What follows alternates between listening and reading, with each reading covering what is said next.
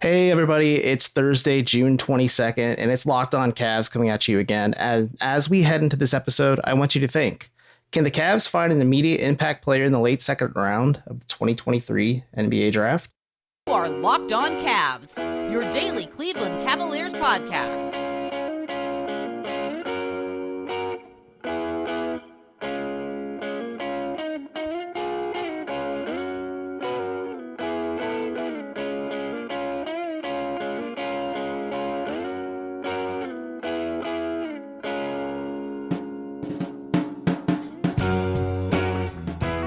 Thanks again for making Locked On Cavs your first listen every day, all the time. We are free and available wherever you get podcasts and on YouTube.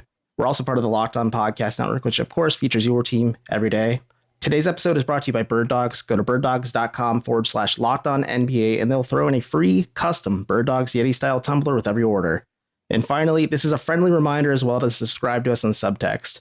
While we won't send you any feet picks, we will certainly send you the ideas on Cleveland's draft picks. And you've heard my voice before, but I am Evan Dammarell, a credentialed media member covering the Cleveland sports scene at large. My co-host Chris Manning is out of the office and out of the show today and checking out his new yacht. And instead, I am joined by NBA draft expert and Locked On Big Board host Leif Thulin to talk about tonight's NBA draft. Leif, how are you? I'm doing well. It's a busy time of the year for me, but I'm enjoying it. I've made the joke a few times. If it's March Madness and the NBA draft are two things I get just more excited about than just about anything, and so I'm one day away from a big almost a holiday for me. I know I would be stunned at this point if somehow Victor Wembanyama isn't first overall, but do you have any idea of how you think maybe 2 and 3 will go with Portland and Charlotte? It sounds like Charlotte is eyeing Brandon Miller. Personally, I think Scoot Henderson's the better prospect, but it looks like it'll be Brandon Miller at 2 and Scoot at 3. And I don't know if there's smoke screens like that. I feel like that type of report typically is true, but it's interesting because Scoot Henderson, most years you'd say, man, that guy could go number 1. And right now he could go 3. That's peculiar. It kind of reminds me of it. I know we have the power of hindsight on our side, but like if Cade Cunningham wasn't in the same draft class as Evan Mobley, there's a realistic shot that Mobley would have gone first overall when those guys were on the clock, at least, and being picked by their respective teams. But speaking of Mobley, and this is a Cavaliers focused podcast, Leif, I don't know how much you dove into the Cavs this year. I know you're a busy guy. You have plenty on your plate, but when you look at this team heading into this offseason, what are some of their biggest needs that they could address in the draft, do you think? Well, I think the biggest thing they need to address is shooting. And yes, their pick is later, so shooting might be harder to find. But maybe you can find just a wing to complement the dynamic scorers and the towers on the interior who defend very well, and maybe they may not play immediate minutes, but someone that I've thought of for the Cavs as I was preparing for this is Seth Lundy from Penn State, someone who can shoot the ball, has been known to be a better defender in the Big Ten Conference. He's been all conference defense before, and I think the biggest thing is like Isaac Okoro is a tremendous defender, but he can't shoot. Like when the Cavaliers took Agbaji last year, I actually hopped on this podcast with Chris and I talked about how I understand the pick and he ended up going to the team. I support the Jazz, but I understand the pick because it's allowing Garland and all these players to have more space because he could shoot the ball and he'll be able to defend. And that fits exactly what they needed. Then they traded him to get Donovan Mitchell. And it became even more the case. You needed more space because now Donovan Mitchell drives downhill. Now Garland does. And though Mobley and Allen are tremendously skilled, they're still not shooters. So there's just the more help present. So you needed someone who could space the floor. And then they needed a wing defender. And they've kind of got one of the two on both ways. So I think it's a 3-and-D, 2 guard, or a 3 that you're looking for. And then maybe you want some positional size, which Lundy doesn't offer, considering the fact that your backcourt's fairly diminutive. And it's interesting you mentioned backcourt size because I think the consensus is no matter who you ask, the Cavs do need to add shooting in some capacity, especially just on the perimeter at the wing spot in general, because when they played New York in the playoffs, it was exposed pretty quickly that Cleveland maybe had 5 viable players in their rotation against New York, and New York had enough depth and also applied enough pressure and physicality just to kind of out hustle and outwork Cleveland. And I like the Lundy thought process. Like that's a guy whose name I kind of have circled just on the back end of the rotation. We'll talk more in the upcoming segments in this podcast of guys who maybe are a bit more NBA ready. But if you're looking at 49, just historically speaking, do you think there's a path for the Cavs to maybe get an more NBA ready guy that could maybe contribute? I'm not saying like 15, 20 minutes a night, but at least is prepared enough so if Cleveland turns to him, and he's probably on a two-way deal, of course, but at least they turn to him. They say like, okay, we need you to provide us 5 to 10 minutes in shooting and some form of perimeter defense. Do you think there's guys like that in that range? It's hard to say yes, just because there's only so many picks in the draft and so many players that typically pan out. I will say that I like a few different players as possibilities. I won't guarantee success, but I think Lundy's one. Mojave King is a really good shooter. His numbers weren't great, but I watched him at the combine. He can really, really shoot the ball, and he's a better athlete than he's given credit for in the G League Ignite. And one other guy that I think would be interesting, you might not get any immediate rewards, but could work out down the road, is Jalen Clark from UCLA. Jalen Clark tore his Achilles, or they didn't confirm that he tore his Achilles, but I'm almost 100% certain that's what it was. They've listed it as an Achilles injury, and it was at the end of the college basketball season. So he wouldn't be ready until like mid-February at the earliest of next year. Maybe they sit the whole year. But he was the best defensive wing in college basketball, and his shooting isn't sensational, but he made tremendous strides in that season. So maybe if you take a year of just working on shooting, and he gets his athleticism back, now you've got your two-way wing who has that sort of upside. So long answer short, it's not likely that they're playing a lot of minutes for you guys, especially for a team with playoff aspirations, but there are some options that fit the need. That's kind of the approach Chris and I have had, and we'll touch on it later, but like there is some smoke out there in the ether that says Cleveland is looking at trading into the first round to maybe add another player, because before we head into break, you can correct me if I'm wrong, this is a fairly wing heavy draft. And if you're a team like Cleveland who has at least a need to put bodies out there that can provide you something in terms of perimeter shooting, like this is the ideal draft to kind of maybe make a run on it. Yeah, it's an interesting idea. I'm trying to think of where you could trade in, maybe even trade up earlier in the second round, because I think that there's value of players that fit the role of 3 and D that could slip, some with potential that are a bit unproven, and some that are a bit older with lower potential but are proven. And so trading into the first round, maybe you can get into 25-ish, let's say. And now there's probably a few players that fit the mold, and shooting becomes more important to the Cavaliers than does defense, I would say, by a little bit. So maybe there's Jet Howard, but if you're going to go the opposite side of it, do you buy that Rayan Rupert can develop his shot, because he could be a tremendous defender? So I think there are tons of players between 25 and 35 that would make sense for the Cavaliers. It's really just that there's one, like the reason that they're there in the draft as opposed to higher is because they're flawed on one side of the basketball. So it's really guesswork on which player can develop their weaknesses, because there are some players with some significant strengths in that range.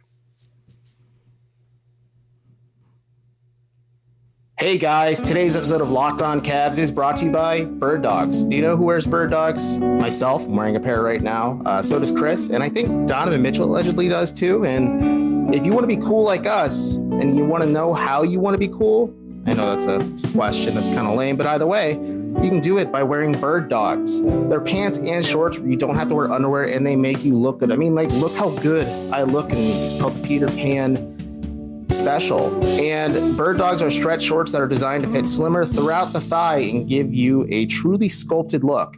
And best of all, Birddogs shorts do the same thing as Lululemon, but fit way better and even better than regular shorts at a much lower price. I wear my Birddogs when I'm out and about. Check out this picture right here. Or even when I'm on the golf course, and then all the time, naturally, I'm turning heads. Thankfully, you won't hear me going aw nuts either when I hit a hole-in-one, thanks to Birddogs using anti-stink sweat-wicking fabric that keeps me cool and dry all day. if you want to check out Birddogs, and I think you should at this point, go to birddogs.com/lockedonnba, and you'll get a free Yeti-style tumbler with your order that looks just like mine that you see on the show. I use it all the time to drink water, and as you know, sometimes it's a great way for when you got the SADs and you need to cope. Anyways, that's birddogs.com/lockedonnba for a free Yeti-style tumbler. You won't want to take your Birddogs off, we promise you. In fact, I bought these pairs. I bought several pairs from them. They are quickly becoming a part of my short rotation, so check them out today at birddogs.com/lockedonnba. Thanks again, guys, for making Locked On Cavs your first listen every day. Everyone, you do not want to miss the Locked On NBA Draft Live show on Thursday night. There's pick-by-pick analysis from some of our stables of local NBA hosts and national reactions from our NBA Big Board hosts, as well as live check-ins inside the NBA Draft. Locked On NBA Draft Live starting at 7:30 p.m. on the Locked On NBA YouTube page. So jumping right back into our conversation, because it is interesting. I agree, there is a good run on wings between like a 25 to 35 range, but let's say either Cleveland doesn't trade up, or we'll talk more at length, especially if they get into the upper 20s, perhaps later on in the show. But do you think there's a chance, because we're also in agreement that if you take a guy at 49 rather, you're signing him to a two-way deal, he's likely going to spend the majority of his quote-unquote rookie season developing in the G League, in this case with Mike Garrity and the Cleveland Charge. Do you think it could be worthwhile for the Cavs to maybe take a swing on it's a low risk player at this range in the draft, but maybe somebody who could yield a higher reward if you are willing to be patient and develop him, so he could become a rotation guy, not this season, but the following season and years beyond? That's a tough question. I'm trying to think about how I'd react to that. What do you think is most likely in that regard? And then I kind of trying to think from a draft perspective. So I know he's a polarizing prospect for a lot of people, but I feel like Imani Bates will definitely be in consideration for Cleveland. Just from the size aspect and the fact that he's at least unafraid to shoot the basketball, and maybe just it's a young enough team, but putting him in a situation where he has to grow and develop and earn his stripes, maybe that's more conducive to growth than what he experienced at Memphis or Eastern Michigan. But it's a guy like Imani Bates, or maybe it's a more raw prospect that the Cavs think okay, the physical attributes are there, or maybe we see something that we believe in our player development staff that can develop this player into more of a shooter. That could be the angle as well, because maybe they look at more of I don't want to say a junior or senior, but maybe a freshman, sophomore if they're there, or even a guy like Bates, who again is polarizing enough, but he posted he was working out for the Cavs Tuesday afternoon, and that was his last workout before the draft. So I think there's something there to it. Yeah, so the way I was trying to think about how I'd phrase this. That's why I asked the question back. So Imani Bates, I think if you were to look at pure shooting, just pure shooting alone, might be top 5 in this draft. He can really shoot the basketball. Look at his numbers all you want, but if you watch him shoot, he can shoot it, and his shot selection's terrible, and he still can shoot it. The concern with him is he's just indifferent defensively. It's not that he tries super hard and then he's still beaten. He just doesn't have the capacity. He just doesn't try. And he's had some priors where you're man, why is this guy going from Memphis to Eastern Michigan? And then there's been random stuff that's been legal issues that, have varying severity that's impacted him. So I'd be surprised if Cleveland takes him. As for moving up a little bit, like we were talking about, what if a guy like Julian Strawther is available at 35? Maybe the Cavs move up to get him. Very good shooter, okay defender, but right now you'd prioritize shooting over defense. A guy that I think would be a wonderful fit, you'd have to trade into the first round in my opinion, would be Kobe Brown from Missouri. That's a guy I'm a huge fan of, just breaking down his footage. I'm just he kind of fits the mold of what the Cavs want. He's kind of a big-bodied wing who can shoot the lights out. He might be more of a power forward than a small forward, and the Cavs already are big, but he really shoots it. I mean, maybe a pipe dream you guys could go for is Chris Murray's also more of a 4 in my opinion than a 3. You could look at Jet Howard, who's a tremendous shooter, very poor defender. Like I think all these guys have desired like flaws. And so maybe you do go upside with Imani Bates and see if your staff can get him to care on defense because he can really shoot the basketball. I just don't know if he'll take a lesser role. There seem to be more like maturity issues with him. And that's something I question. I think that's a fair concern. And because I hesitate on it because Cleveland is a team that preaches that their culture is just too rock solid to break. And I wonder if, I'm not saying like a guy on a two-way contract is going to completely divide the locker room, but I wonder if the juice is worth the squeeze.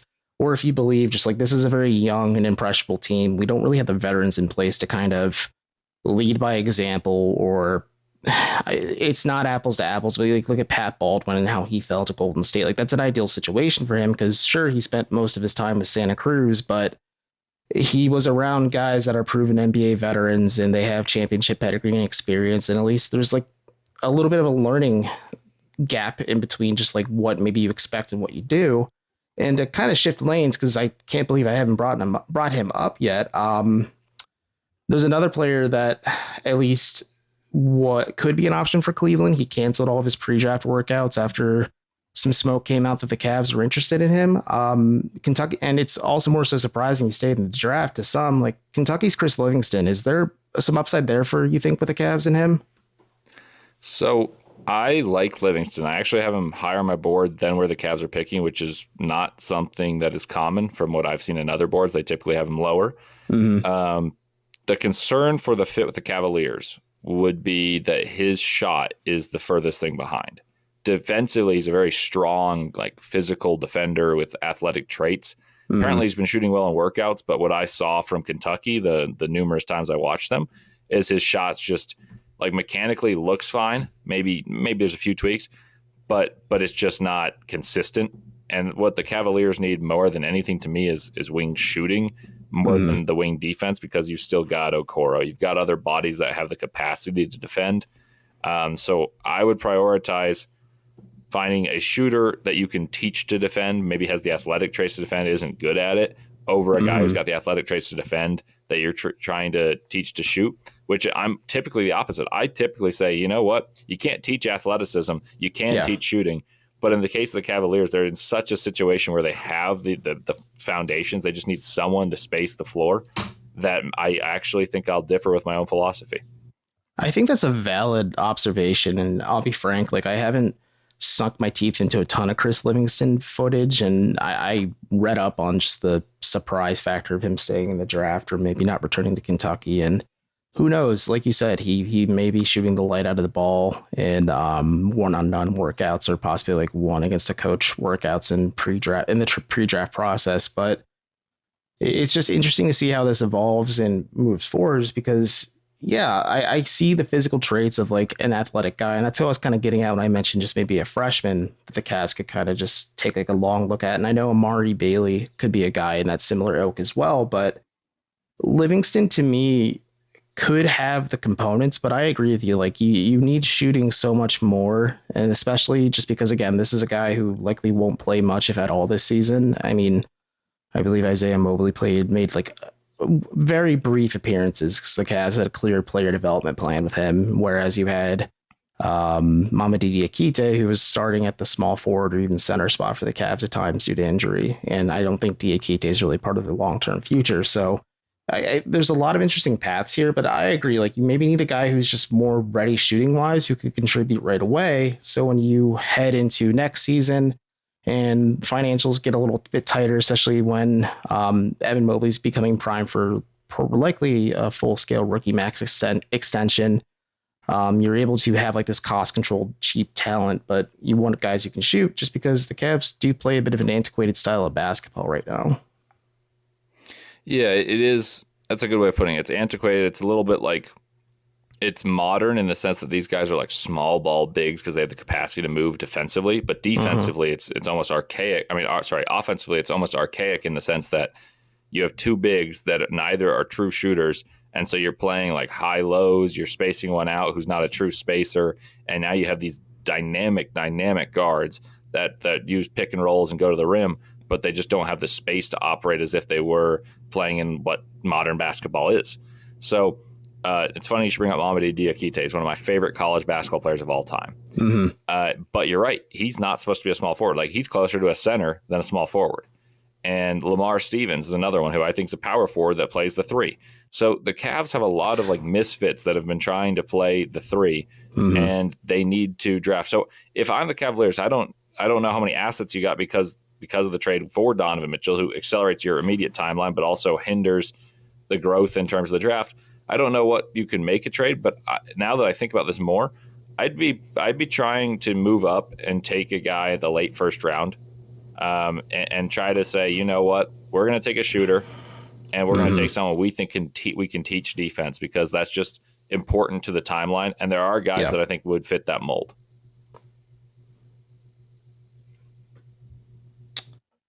Today's episode of Locked On Cavs is also brought to you by eBay Motors. For a championship team, it's about ensuring every player is a perfect fit. It's the same for your vehicle. Every part must fit just right. So head to eBay Motors for the next time you need parts and accessories. With eBay's guaranteed fit, you can be sure every part you need fits right the first time. Just add your ride to My Garage and look for the green check to know if your part will fit or your money back. Because just like in sports, confidence is the name of the game when you shop on eBay Motors. And with over 122 million parts to choose from, you'll be back in the game in no time. After all, bringing home a win is easy when the right parts are guaranteed. Get the right parts and the right fit and the correct prices at ebaymotors.com. Let's ride. eBay Guaranteed Fit is only available to U.S. customers. Eligible items only. Exclusions apply. We are back again with more Locked On Cavs, and I am joined by Leif Thulin. And Leif, just to pick up right where you said, teaching defense. If you talk to coaches, if you talk to folks that are more plugged into the league than I am, or just have been around this game much longer than I have, who do you think defense is just like an effort aspect? Because we were talking about Imani Bates before, and like he just doesn't seem to care. Do you think it's mostly effort if you have the physical ability? I think it can be. I think in his case, it's absolutely effort related. I think sometimes players with athletic traits have had them for so long that they become lazy and like they're like, oh, this will suffice. But eventually you reach a level where everyone else is as good as you. And some of those players just never adapt to be like coachable and learn defense. I mean, here's an example in the positive direction. Andrew Wiggins wasn't thought of as a very good defender in his time in Minnesota. He had all the capacity in the world, one of the best athletes we've seen coming out of the draft. And then he goes to Golden State and he learns winning basketball. And what did they need from him? They needed him to be a defensive stopper, someone who rebounds, and then also, score, which has always been his trait, but they needed the less scoring and more of the defense and rebounding. And he became a far better, more valued basketball player because he added to winning. Aaron Gordon, same thing, number 4 pick overall, all the athletic traits in the world, was kind of an underwhelming player. And all of a sudden he goes to the Nuggets. What do they need? They need him to be a defensive stopper, a rebounder, and a cutter.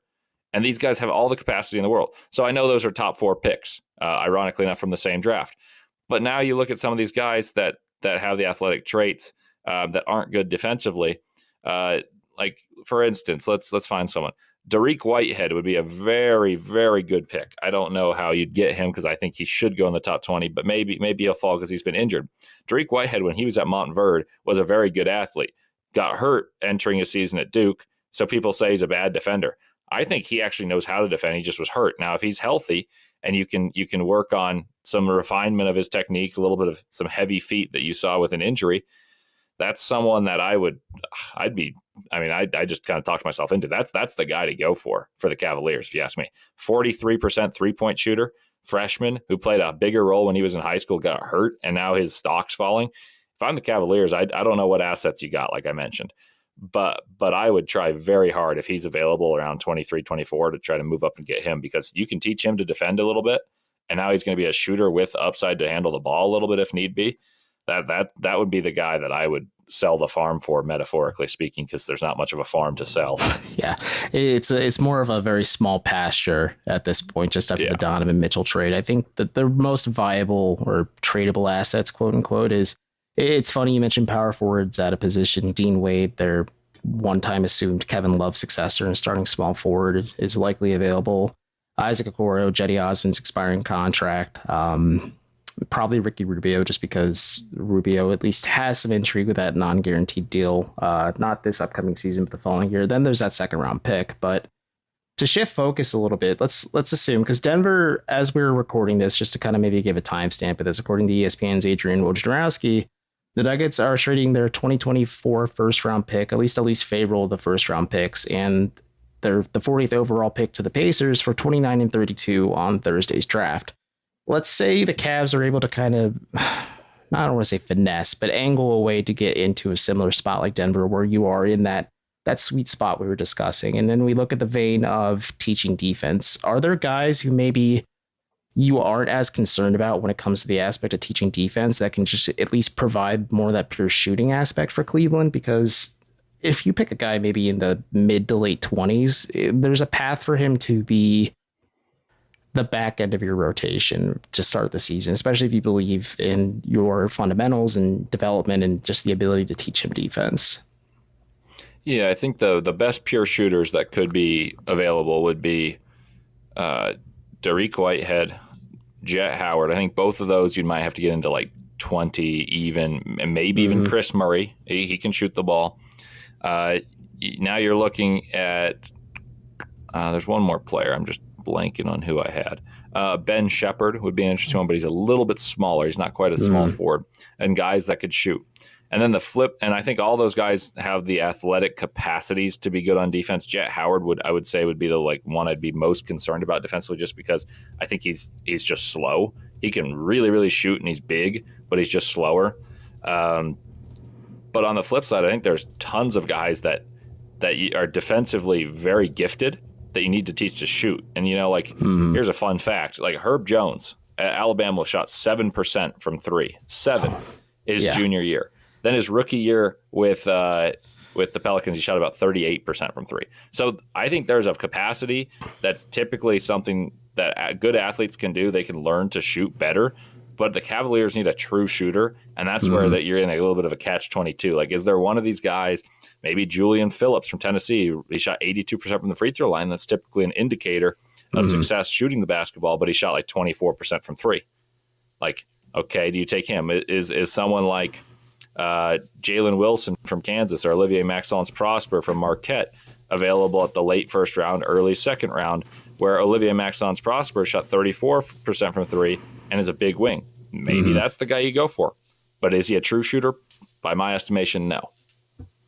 Those are all fair arguments. And I think especially Chris Murray, like that's just a guy I look at and think like, okay, if Cleveland is able to trade into the back end of the first round if he's available and nab him, like I think that's a guy. I don't want to put estimates on him, but like his brother Keegan had a very good season for Sacramento this year, and you kind of look at how he's like a connector piece for what the Kings do. You're like thinking, okay, the Cavs are a team that like to play bigger. They like to plug power forwards in at the small forward spot. JB Bickerstaff says the game's positionless, and you had noted like they do have the traits of a modern defensive team, but if you plug Murray in, that's not a starting small forward spot, but he's in that rotation as like your 3-4 player, and it gives you a lot of roster fluidity and versatility. But there's a lot of guys that could be intriguing in that range, and it could be fun. I think it's just going to be a fun draft, just because we had talked about at the top, like it's a foregone conclusion Wemby's going first overall. I will have the Spurs jersey in my cart after his number is officially picked. Hopefully the Fiesta colors, of course, but like, it's a little bit of a wide open guessing game, because like there's a lot of intrigue on a lot of these players, because it just depends on, do you believe in your player development system, or do you just believe like, hey, is our culture good enough to sustain maybe a guy who rocked the apple cart a little too much in college, but could be like an actual like dude for us and at this level? Yeah, it's an interesting one, because there's always the question of, do you take a guy who had an enormous role in college and now is scaling down and has the skill level to do so, but it's new, or do you take someone who starred in his role that would be the same role? I mean, like the best example of that would be like when the Suns had Mikal Bridges. Like, he was an amazing 3-and-D of Villanova. He was an amazing 3-and-D, and all of a sudden he's a star in Brooklyn. So like, if you tone it down to this level, I think a guy like Olivier Maxence-Prosper would be a guy who was a role player at Marquette, was defensively oriented, but he's now the best prospect on that team by a mile, even when they had the Big East Player of the Year on their team. Like, Tyler Kolek was the Big East Player of the Year for Marquette, and Olivier Maxence Prosper was a relative unknown, good defender, shot okay from three, slasher, and now he's likely going to be a first-round pick. Then the flip side would be Jalen Wilson, All-American, and he's going to be in the same regard. Do you take him to be your 3-and-D when he's been the All-American with the ball in his hand? Maybe you got a dude who's now going to play a supplementary role. I don't know. The question would be, for the Cavaliers' perspective, is how confident do you have to be? And this is something you'd know better than me. How confident do you have to be in a player to move up and move that little bit of asset that the Cavaliers have, considering that even if you move up to 25, the majority of 25 picks don't play significant minutes in their career. I mean, slightly more, but much less at the beginning, while it fits the timeline that we're talking about. Yeah, that's a valid question. And I think it's also tricky because Cleveland, just due to their draft spot, at least from what I've gathered, hasn't had like a quote unquote first round prospect into their facilities for like individual workouts. Maybe they interviewed with some of them at the combine just to kind of get a scope of them. So like it is a bit of a crapshoot. You really have to lean on your scouting and probably a lot of your analytics and just maybe like your projected models and how you think these players will grow within your system. But it'll be interesting to see what happens. But yeah, we'll have to have you on again if you have the time to talk about what the Cavaliers end up doing, because last year they took Ochai Agbaji, which made a ton of sense, but then they took two international players and Isaiah Mobley, which was a bit of a head scratcher considering who was available. But Leif, as we get out of here, do you have any pluggables you want to share with the fine folks at home? Sure. So if you want to follow for draft night, my Twitter's listed here at Leif Thulin, LeifThulin. And then I host Locked On NBA Jazz for the next couple of weeks as I'm filling in for David Locke. And so I know you guys are Cavs faithful, but the Jazz and Locked On NBA Big Board are things that I've got going on right now. And if you want to check out my draft board, it's linked to my Twitter. And so should the Cavs take one of those guys, feel free to reach out to questions for me, because I've got profiles written on the top 45 players, and maybe the Cavs will reach up and get one of those. And if they take a player I don't have a full-on profile written on, feel free to ask me about them. No, I'll probably be hitting you up regardless, just because, frankly, with the Cavs not having a first round pick this year and it being such a late second, I didn't really sink into the draft process until they were abruptly eliminated against New York. But thanks again to Leif for joining me today. Thanks again for Chris for letting me hold down the fort. And thanks again to all of you for making Locked On Cavs your first listen every day. Everydayers will be back on Friday discussing what the Cavs ended up doing in the 2023 NBA Draft. Until next time, I'm Evan. He's Leif. This episode was produced by Jake Stevens. Friendly reminder, don't go on a $250,000 submarine excursion to explore the Titanic, and we'll see you next time.